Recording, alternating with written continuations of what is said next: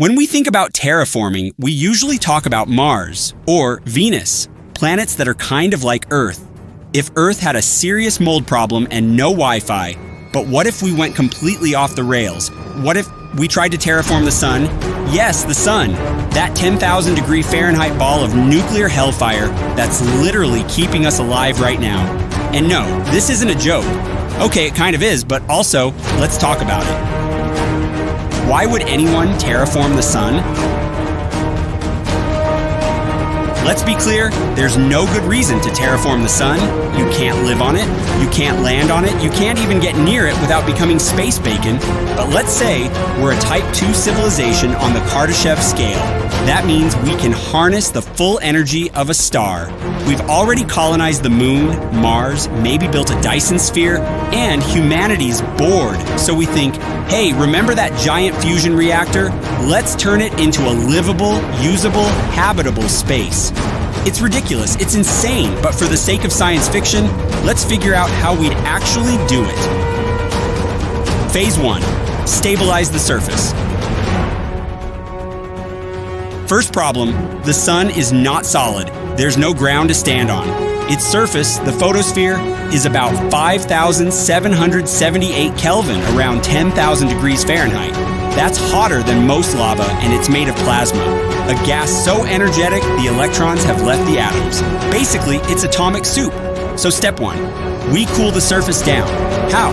We'd need an unimaginably massive energy shielding structure, something akin to a stellar megastructure that could regulate energy output.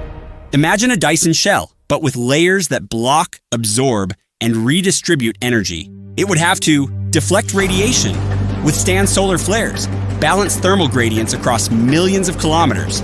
That's basically asking for indestructible material science and gravitational engineering we haven't even dreamed of yet. Phase 2, create a solid shell. Let's say we build the shield. Now we need a surface. We're going to compress the upper layers of plasma into a thin shell, a kind of false surface using magnetic containment fields and super dense materials, maybe something like metallic hydrogen or carbon nanotube composites. We're building a shell world, basically, a hollow sphere that floats inside the sun's outer layers and contains its energy. The inside could be engineered for human use, artificial gravity, radiation protection, and possibly even landmass. So, it's not really terraforming the sun, but more like turning it into a hollowed-out fortress. Still counts, right? Phase 3. Deal with the core. Here's the real kicker. The sun's core is 15 million degrees Celsius, constantly fusing hydrogen into helium. If that core goes unstable, the entire star could collapse or explode. Not great for real estate value, so we'd have to regulate nuclear fusion in real time, possibly re-engineer the fusion process to maintain balance, create a feedback system that prevents solar flares and radiation bursts. This would involve manipulating the fusion reaction itself, something we can't even fully control on Earth in small-scale labs. At this point, we're no longer terraforming, we're basically God-modding a star. Phase 4, make it habitable. Sort of. If we've done all that, cooled the surface, built a stable platform, controlled the fusion, now we can start thinking about terraforming in the traditional sense. Artificial atmosphere? Check. Radiation shielding? Triple check. Temperature control systems, water synthesis, maybe even synthetic weather? Why not? We've already terraformed the devil itself. But the catch? You're not living on the sun's natural body. You're living in a sci-fi megastructure around or inside the sun. We haven't terraformed it. We've caged a dragon and built a condo on its back. Could aliens do it?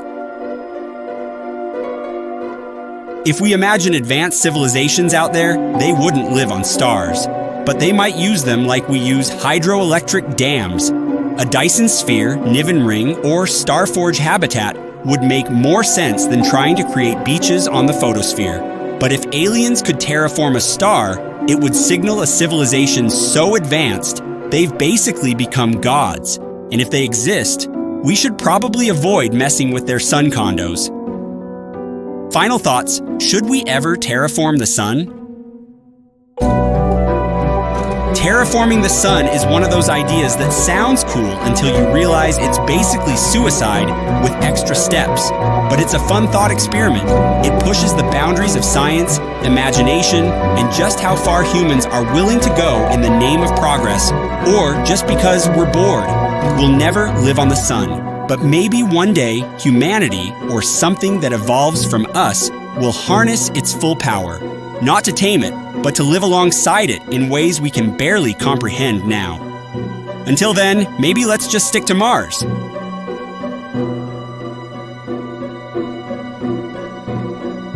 Thanks for watching. If you liked this scorching hot idea, hit that like button, subscribe, and tell us, what's the next ridiculous thing we should terraform? Jupiter? A black hole? Your neighbor's Wi-Fi?